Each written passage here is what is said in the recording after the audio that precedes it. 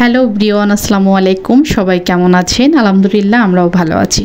আজকে সকালবেলা অনেক লেট করে ঘুম থেকে উঠেছি। আসলে বেশ গরম পড়েছে। গরমটা কেমন জানি তালপাখা গরমের মতো। মানে আগের রাত্রে প্রচুর গরম লাগে, শেষ রাত্রে একটু ঠান্ডা ওয়েদার। তো শেষ রাত্রে কিন্তু অনেক ঘুম ধরে যায়। আর আমার যেহেতু ছোটো বাবু, তো ওই যে মানে অনেকবার তো রাত্রে উঠতে হয়, এই জন্য শেষের দিকে উঠতে অনেক লেট হয়ে যায়। তারপরও সকালে আমাকে উঠতে হয়, ওর বাবা অফিসে যায়, তাকে খাবার রেডি করে দেয়, আবার ছেলে স্কুলে যায়, ওইভাবে আর কি শুরু হয়ে যায় আমার সকালটা। তো যাই হোক, আজকে সে বাসায় নাস্তা করেনি, নাস্তা না করে অফিসে চলে গেছে। এদিকে ঝটপট বর্ণকে আমি নাস্তা বানিয়ে দিলাম। নাস্তা বানিয়ে দিয়ে সে স্কুলে গেছে। স্কুলে যাওয়ার পরে মানে একাই গিয়েছিল আজকে, আমি আর যাইনি। পরে স্কুল ছুটির সময় আমি ভাবলাম যে যাই, যাকে ওকে নিয়ে আসি। তো কিছু সবজিও ছিল না বাসায়, যে কিছু সবজি নেব আর বর্ণকে সঙ্গে নিয়ে আসবো। তো সে আমার আগে দেখুন তার হচ্ছে বন্ধুদের সঙ্গে আগে চলে গেছে। আমি তো পিছে পিছে একা একা আসতেছিলাম। একদমই ছোটোবাবু ঘুমিয়ে যাচ্ছিল আমার কোলে। তো যাই হোক, সকালবেলায় মানে কী বলবো, এই সকাল সকালই আজকে ঘুম থেকে উঠেছে, তো এই জন্য হচ্ছে তাড়াতাড়িতেই ঘুমিয়েছে। তো যাই হোক, আমি বাইরে থেকে এসে দেখুন তার স্কুল ব্যাগটা একদমই ঠিক করেও রাখিনি, কোথায় কি এলোমেলো হয়ে আছে, একদমই বাসার অবস্থা খারাপ। তো আমি সব কিছু ঝেড়ে ঝুড়ে নিলাম। আসলে সত্যি বলতে রান্নার আগে যদি সব কিছু পরিষ্কার পরিচ্ছন্ন না থাকে, আমার কেন জানি রান্নাঘরে একদমই মন বসে না। আমি সব কিছু গুছিয়ে নিয়ে তারপরে রান্না করতে ধরি। তো এদিকে এই যে কচুর পাতা ঘাটা আমার ভীষণ পছন্দের। গ্রামে থাকতে তো প্রতি মাসে 3-4 দিন খাওয়া হতো, কিন্তু ঢাকায় আসার পরে ওইভাবে আমার খাওয়া হয় না। তো যাই হোক, এখানে মানে এগুলো কিনে নিয়েছি, আর এগুলো অনেক সুন্দর তাজা ছিল, ভাবলাম যে নেই।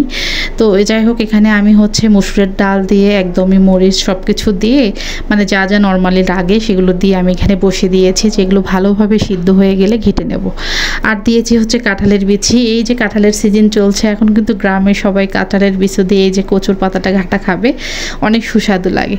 তো যাই হোক, আমি এটা সব কিছু লাস্টে মানে রান্না হওয়ার পরে এখানে পাঁচফোড়ন দিয়ে পেঁয়াজ রসুন দিয়ে এটা হচ্ছে বাগার দিয়ে দিলাম। এইভাবে দেওয়ার পরে এটার ফ্লেভারটা অন্যরকম হয়ে যায় এবং খেতেও স্বাদটা অসাধারণ লাগে। তো এদিকে এই যে বড় সাইজের রুই মাছ কেটে নিয়েছি, রুই মাছটা রান্না করব। তো রুই মাছটা ভালোভাবে ক্লিন করে নেব। এটা আমি শুধু আঁশগুলো সেরে ফ্রিজে রেখেছিলাম। তো এবার হচ্ছে কেটে নিলাম, নিয়ে এখন ভালোভাবে পরিষ্কার করে ধোবো। আর মাছটা আমি হালকা ফ্রাই করে নিচ্ছি। হালকা ফ্রাই করে নিতে চাইছিলাম, কিন্তু একটু বেশি করা হয়েছে। তো মাছটা আমি সবসময় মানে টাটকা মাছগুলো একটু হচ্ছে আমি না ভেজে রান্না করি। তো আজকেটা যেহেতু ফ্রিজে ছিল, আর বর্ণ ইদানিং হচ্ছে মাছ হালকা না ভাজলে একদমই খেতে চায় না, এই জন্য ভাবলাম যে হালকাভাবে একটু ভেজে নিই, কিন্তু বেশি হয়ে গেছে, কিছু করার নেই। তো এদিকে আমি হচ্ছে মশলাটা কষিয়ে নিয়ে তারপরে হচ্ছে যে ঝোল দিয়ে দিলাম, মানে পানিটা যখন বলক এসে যায় তারপর যে তো মাছগুলো দিয়ে দিই আমি।